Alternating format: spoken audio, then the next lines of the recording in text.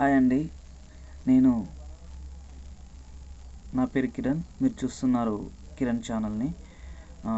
ఈరోజు సైన్స్ అంటే మనకు ఫిజిక్స్, కెమిస్ట్రీ, బయాలజీ అండ్ ఇతర శాస్త్రాలు గుర్తుకొస్తుంటాయి. అండ్ ప్రతి సబ్జెక్టు కూడా దేనికది సపరేటే. ఏ సబ్జెక్ట్ లేకుండా కూడా మనం పూర్తిగా అది కాలేము. అంటే ఉదాహరణ చెప్పాలంటే మనిషిలో ఎన్ని భాగాలు అయితే ఉంటాయో ఏ భాగానికి ఆ భాగం సపరేట్ అన్నట్లు ఏ శాస్త్రానికి ఆ శాస్త్రం చాలా సపరేట్గా, అంటే దాని ఇంపార్టెన్స్ దానికి ఉంటుంది. సో దీన్ని మనం తక్కువ చేసి చూసుకోకూడదు. అండ్ సోషల్కి సంబంధించింది సోషల్ సబ్జెక్టు ఉంటుంది, సైన్స్ సంబంధించింది సైన్స్ సబ్జెక్ట్ ఉంటుంది, అండ్ మ్యాథ్స్ సంబంధించింది మ్యాథ్స్ సబ్జెక్ట్ ఉంటుంది. ఇట్లా ఏ సబ్జెక్టుకు సంబంధించింది ఆ సబ్జెక్ట్ ఉంటుంది. ఇక్కడ ఇక్కడ ఇక్కడ ఈరోజు మనం డిస్కషన్ చేసుకోబోయేది ఏంటంటే సైన్స్కి సంబంధించినటువంటి ఒక నమ్మకాలకు సంబంధించినటువంటి సబ్జెక్ట్ థియరీస్ కొన్నిటిని నేను నా అభిప్రాయాలు తెలియజేసుకుంటాను. అండ్ మనం ఇక్కడ గమనించేటువంటి ముఖ్యమైన విషయాలు ఏంటిదంటే మనం ఏదైనా ఒక నమ్మకాన్ని నమ్ముతాం. మనమైతే జనరల్గా ఇండియన్స్లో చాలా వరకు 70-80% మంది హిందువులు అని చెప్పేసి నమ్ముతూ ఉంటాం. హిందువులు అనగానే ఒక్క దేవుడు అయితే ఉండడు కదండి. దేవుళ్ళు చాలామంది ఉన్నారు. ఆంజనేయ స్వామి ఉంటాడు, తర్వాత అయ్యప్ప ఉంటాడు, తర్వాత శివుడు ఉంటాడు, తర్వాత ఇట్లా సాయిబాబా ఉంటారు. ఇట్లా హిందూ దేవుళ్ళు చాలామంది ఉన్నారు, చాలా రకాలుగా ఉన్నారు. అంటే ఈ సాయిబాబా కాదు కావచ్చండి, ఇట్లా చాలా దేవుళ్ళు ఉన్నారు. వెంకటేశ్వర స్వామి అని, తర్వాత ఏది విష్ణుదేవుడు అని, తర్వాత బ్రహ్మదేవుడు అని, తర్వాత సూర్యదేవుడు అని, ఇట్లా చాలామంది దేవుళ్ళు ఉన్నారు కదండి హిందువులలో. తర్వాత ముస్లింలకు సంబంధించింది ముస్లింది, తర్వాత క్రిస్టియన్ సంబంధించింది క్రిస్టియన్ది, తర్వాత బౌద్ధులకు సంబంధించింది బౌద్ధది, తర్వాత సిక్కులకు సంబంధించి సిక్కులది. ఇలా ఏ నమ్మకమైనా కానీ ఇవన్నీ మతాలకు సంబంధించిన నమ్మకాలు. అండ్ మతాలకు సంబంధించిన నమ్మకాలతో సైన్స్ను ముడిపెట్టకూడదు. ఎందుకంటే సైన్స్ అనేది మతం కాదు. కాకపోతే ఏంటంటే ఇక్కడ మన మతాల నుండి గ్రహించిన నమ్మకాలు ఏవైతే ఉన్నాయో దాని లోపల ఉన్నటువంటి ఆ నమ్మకాల ద్వారా ప్రాప్తించినటువంటి కథలు కావచ్చు, తర్వాత వాటి ద్వారా సంప్రదించినటువంటి రచనలు కావచ్చు, ఇతర గ్రంథాలు కావచ్చు, మనకి ఏం నేర్పిస్తున్నాయంటే ఏది మనుషులకు, తర్వాత ఏది దానిలో ఉన్నటువంటి భావాలకు సారూప్యతలు అనేవి కొన్ని ఉంటాయి. అంటే జనరల్గా ఇప్పుడు కిరణ్కి కోపం వచ్చింది, అలా ఈ విధంగా దేవుళ్ళకు కూడా కోపం వచ్చింది. తర్వాత అదేవిధంగా అంటే మనుషులలో కొంచెం కొన్ని భావోద్వేగాలు ఉంటాయి కదా, కోపాలు రావడము, తర్వాత ఆవేశం కలగడము, బాధ కలగడము, భావోద్వేగాలలో కూడా దేవుళ్ళకు, తర్వాత అంటే మన మతాలకు సంబంధించినటువంటి భావాలు అనేది అటు ఇటుగా సంక్రమించబడ్డాయి. అందుకే మన మతాల్ని మనం మామూలు విషయంలాగా చెప్పుకోమన్నమాట. అంటే అదేదో దేవుడికి సంబంధించింది అని అనుకుంటే మనకు చాలా పొరపాటు అవుతుంది. సో ఇక్కడ ఏంటిదంటే మనకు తెలియకుండానే మనం మతాలలోని నమ్మకాలకి, మతంలోని భావోద్వేగాలకి, మతంలోని ఇతర విషయాలకి మనకు తెలియకుండానే ఇన్ఫెక్ట్ అయి ఉన్నాం. అంటే ఒక రకంగా చెప్పాలంటే కండిషనింగ్ అయి ఉన్నాం అన్నమాట. అలా ఎవరన్నా మన నమ్మకాలను ఎవరైనా వ్యతిరేకించినప్పుడు అది ఎందుకు అని చెప్పేసి అది ఎందుకు ఉపయోగకరము, అది దేనికి ఉపయోగకరము, అది సమాజానికి అది నిజంగా ఉపయోగపడుతుందా, అది ఉపయోగపడదా అని ఎవరన్నా కరెక్ట్గా ప్రశ్నించినప్పుడు, దానికి సమాధానం చెప్పలేనప్పుడు, అది ఎంతో మనకు తెలియదు, అవన్నిటిని మనం మార్చలేము, అదంతా కుదరదు అని చెప్పేసి మనందరికీ విధిగతం అవుతుంది. మరి ఈ నమ్మకాలలో ఇప్పుడు సపోజు మనం హిందువుల దగ్గరికి వెళ్తాము, ముస్లింల దగ్గరికి వెళ్తాము, క్రిస్టియన్ల దగ్గరికి వెళ్తాము, బౌద్ధుల దగ్గరికి వెళ్తాము, ఏదైనా మతం దగ్గరికైనా వెళ్తాము. మనం తీసుకునే ఆహారం దగ్గర నుంచి చాలా వరకు అలవాట్లలో వేరువేరుగా ఉంటాయి. అదేవిధంగా రకరకాల వర్గాలకు సంబంధించిన వారికి కూడా ఇలాంటి హ్యూమన్కి సంబంధించిన అవన్నీ కూడా వేరువేరుగా ఉంటాయి. ఇవన్నీ వేరైనప్పటికీ ఇక్కడ బయాలజికల్గా పురుషులకు, స్త్రీలకు, తర్వాత నపుంసకులకు, తర్వాత ఇంకా వివిధ రకాలైనటువంటి వర్గీకరణలు ఉంటాయి కదా, దాంట్లో ఎవరికన్నా ఏదన్నా విషయాలు తెలియజేసుకుంటే వాళ్ళకి అండర్స్టాండింగ్ అయ్యే వే ఆఫ్ థింకింగ్లు కొంచెం వేరుగా ఉంటుంది. అంటే మన బ్రెయిన్ ఎబిలిటీస్ కానీ, అవి చాలా విషయాలలో మనకు డిఫరెంట్‌గా అనిపిస్తుంటాయి. అయితే ఇక్కడ మనం గమనించాల్సినటువంటి ఒక ముఖ్య విషయం ఏంటిదంటే, సైన్స్ అనేది ఏది నా ఈ మామూలు నమ్మకాలు అంటే ఈ దేవుళ్ళ నమ్మకాలతోని, మత విశ్వాసాలతోని, వర్గీకరణ నమ్మకాలతోని పోల్చడం సరికాదు. అంటే అది కరెక్ట్ కాదు. ఎందుకంటే ఇక్కడ సైన్స్ అంటే ఏంటిదంటే, ఏదైనా గానీ విషయాన్ని నిరూపించాల్సి ఉంటుంది. ఏ విషయాన్నైనా గానీ నిరూపించాల్సి ఉంటుంది. అది ఎందుకు, ఏమిటి, ఎవరికి ప్రయోజనము, ఎందుకు ప్రయోజనము లాంటి ప్రశ్నలన్నిటిని సంతృప్తి పరచాల్సి ఉంటుంది. ఈ దాని లోపట ఏది సంతృప్తి చెందకపోయినా అది సైన్స్ కాదు, సైన్సుకు సంబంధించింది కాదని చెప్పేసి అని అంటారన్నమాట. ఇప్పుడు సూర్యుడు ఉన్నాడు, తర్వాత నక్షత్రాలు, సూర్యుడు నక్షత్రం అని మనం సైన్స్‌లో అంటూ ఉంటాం. అదేవిధంగా మనం నమ్మకాలన్నిటిని నిరూపించలేము. ఇప్పుడు శివుడు ఉంటాడు, తర్వాత ఇతర దేవుళ్ళు ఉంటారు. మనకు చూపించమంటే మనం చూపించలేం, జస్ట్ నమ్ముతూ ఉంటాం. అదేవిధంగా ఏంటిదంటే ఏది మనకు అదే దేవుళ్ళకు సంబంధించింది, పలానా వారికి కోపం వచ్చింది, పలానా వారికి ప్రేమ కలిగింది, పలానా వాళ్ళకు ఏది ఆకలేసింది, ఇట్లాంటి ఫీలింగ్స్‌ను అంటే ఇట్లాంటి ఫీలింగ్స్ అనేది మన నిత్య జీవితంలో మన నమ్మకాలకు సంబంధించినటువంటి మన నమ్మకాలు, మన అలవాట్లకు సంబంధించినటువంటి అవి పోలికలైతే ఉన్నాయి.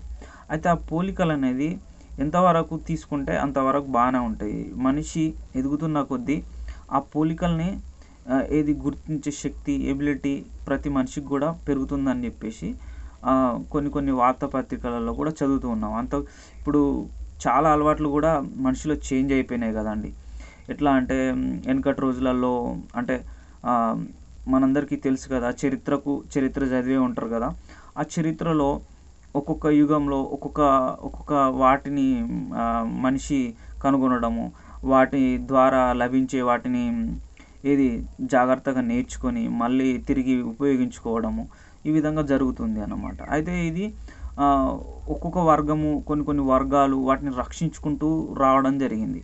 అలా రక్షించుకోవడం వల్ల వాటికి సంబంధించిన ఇన్ఫర్మేషను, వాటికి సంబంధించిన విషయాలు చాలా వరకు ప్రూవ్ చేయబడ్డాయి అన్నమాట. అయితే ఎప్పుడైతే మనం భాషను కనుక్కున్నామో, అంటే ఇప్పుడు భాష అనగానే ఒక్కటి లేదు కదండి. భారతదేశంలో బోల్డ్ అన్ని భాషలు ఉన్నాయి. భాషను అయితే ఎప్పుడైతే కనుక్కున్నామో, లిపిని అయితే ఎప్పుడైతే కనుక్కున్నామో, వాటిని రాసుకోవడము, తర్వాత వాటిని రకరకాలుగా చేయడం జరిగింది. సో అందువల్ల ఏంటిదంటే ఆ లిపిని కనుక్కోవడం వల్ల, ఆ లిపి ద్వారా రాయబడ్డటువంటి విషయాలు ఏంటిదంటే అందరికీ విద్యను అభ్యసించడం వల్ల ఆ విషయాలన్నీ కూడా ఎంతో కొంత వారసత్వం ద్వారా కానీ, లేకపోతే విద్య నేర్చుకోవడం ద్వారా కానీ ఈ విధంగా మనం నేర్చుకుంటూనే ఉన్నాం. ఇప్పుడు ఉదాహరణలకు ఇప్పుడు బయాలజీకి సంబంధించిన చాలా విషయాలు ఉంటాయి. చాలా విషయాలు ఉంటాయి. అవి బయట ఉంటాయి. అవి ఏంటంటే గొర్రెల పెంపకం కానీ, చేపల పెంపకం కానీ, తర్వాత జంతువుల పెంపకం కానీ, గేదెల పెంపకం కానీ, తర్వాత కోళ్ళ పెంపకం కానీ, తర్వాత ఇట్లాంటి విషయాలన్నీ కూడా బయాలజీకి సంబంధించినటువంటి విషయాలు. అవి ఒక్కొక్కటి ఒక్కొక్క జాతికి చెందినవి. అయితే ఇక్కడ ఏంటిదంటే మనకు ఈగలు కుడితే ఈగల వల్ల ఎటువంటి జబ్బులు వస్తాయి, దోమల వల్ల ఎటువంటి జబ్బులు వస్తాయి, ఇట్లాంటి వాటి అన్నీ కూడా మనం నేర్చుకుంటూనే ఉంటాం బయాలజీలో. అవి ప్రత్యేకమైనటువంటి శాస్త్రాలుగా కూడా మనం చెప్పుకుంటున్నాం. అయితే అవి ఎందుకు పనిచేస్తున్నాయి, ఎలా పనిచేస్తున్నాయి, ఏమిటి, ఎక్కడ, ఎవరు కనుక్కున్నారు, ఇట్లాంటి విషయాలన్నింటిని కూడా వివరించేది సైన్స్ మాత్రమే. సైన్స్కు వివరించే, ఎక్స్ప్లెయిన్ చేసే శక్తి సైన్స్కు ఉన్నది. అలా ఉంటేనే అది సైన్సు, లేకపోతే అది సైన్స్ కాదు.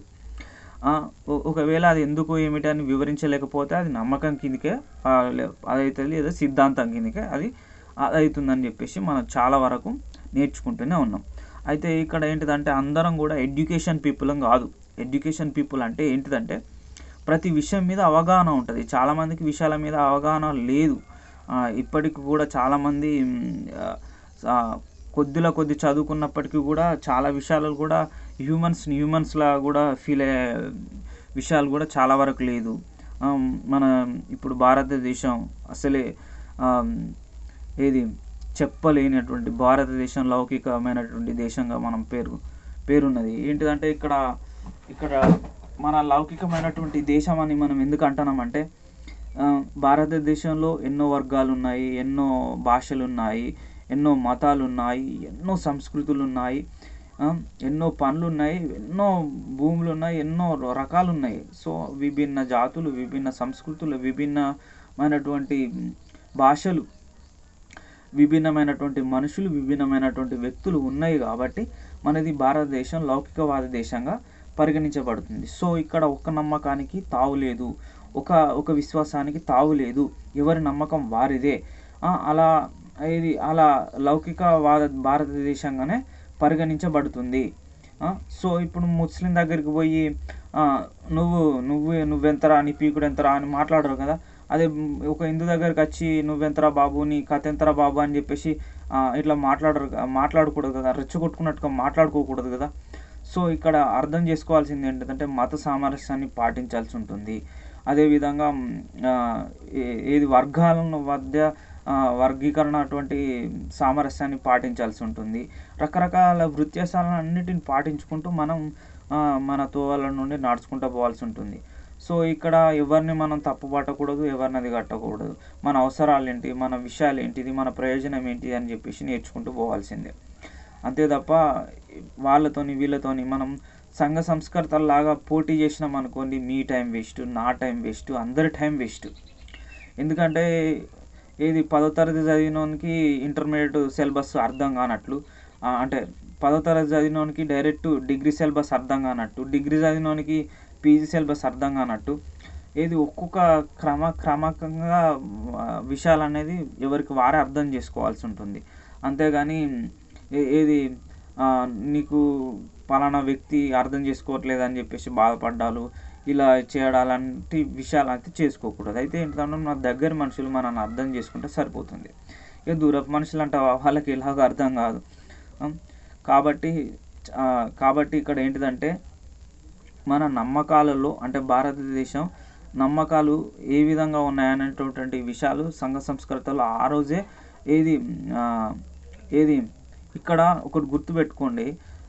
కుండబద్దలు కొట్టినట్లుగా సైన్స్ చెప్తుందని చెప్పేసి ఒక తప్పుడు వాక్యాన్ని ప్రసరింపజేస్తున్నారు. కుండ బద్దలు కొట్టినట్లు అంటే ఒక చెడగొట్టు అంటే కుండను చెడగొట్టేటటువంటి అని అర్థం సైన్స్కి ఇక్కడ అనువాదించబడుతుంది. అది కరెక్ట్ కాదండి. కుండను ఎలా నిర్మించాలో కూడా చెప్పేది కూడా సైన్సే. అంటే అది ఎలా తయారు చేస్తున్నారని చెప్పేసి కూడా సైన్సే. ఇక్కడ ఆలోచించే పటిమ ఉన్న వాళ్ళకు చాలా బాగా సైన్స్ అనేది బాగా అర్థమవుతుంది. ఎవరికి పడితే వారికి అర్థం కాదు. సైన్స్ అనగానే ఏది పడితే సైన్స్ అనలేం కదా అండి. సైన్స్ అంటే ఏంటి, ఇక్కడ నువ్వు అన్ని విషయాలను నిరూపించాల్సి ఉంటుంది, ప్రతి విషయాన్ని నిరూపించాల్సి ఉంటుంది. ఏ విషయాన్ని కూడా నువ్వు నిరూపించకుండా ఉంటే ఆ సైన్స్ కాదు, అది అంతే ఇక. ఓకేనా.